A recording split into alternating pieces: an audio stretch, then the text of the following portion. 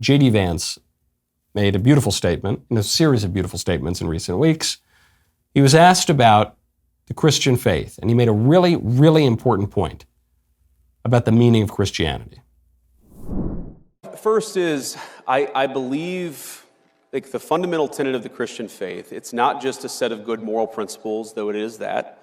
I think the fundamental tenet of our faith is that the Son of God became man, he died, and then he raised himself from the dead. That is the fundamental tenet of the Christian faith, and I think so much flows from that.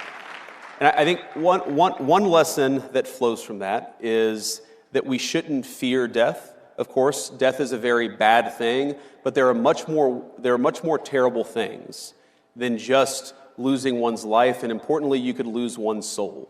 And I think whether it's fighting for the unborn or fighting for peace and security for our citizens, I want us to be the kind of society where my kids can grow up to be virtuous young people, can be good young Christians, of course, because that's what I'm trying to raise them to be, and that's what our public policy is trying to do. Beautiful. This is straight out of C.S. Lewis, not just C.S. Lewis, but out of many, many Christian writers. And it's contradicting the prevailing spirit of the age, which says, if it says anything nice about Christianity at all, it says that Jesus was a nice moral teacher. That's really, we should just learn some lessons, because and J.D. Vance is saying, no. He's really not primarily a good moral teacher. The essential fact is that God becomes man and dwells among us and is crucified and is raised from the dead. That's the really important part. The parables are important. Every word uttered by our Lord is important. I don't mean to diminish the importance of his teachings.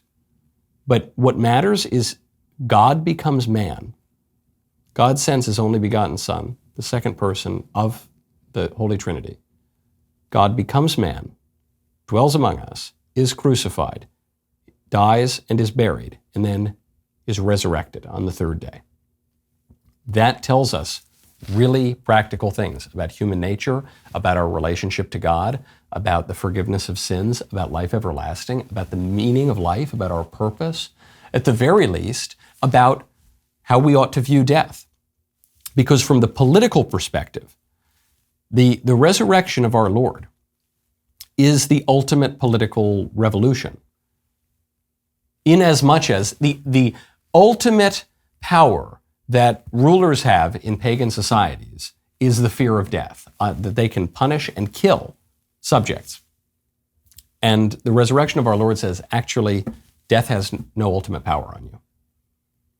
That is profoundly important. It is the fact that created our civilization, allowed our civilization to flourish.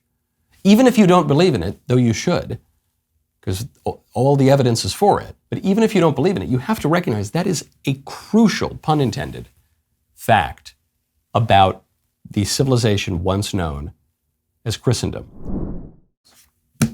That was a great clip. Now stop.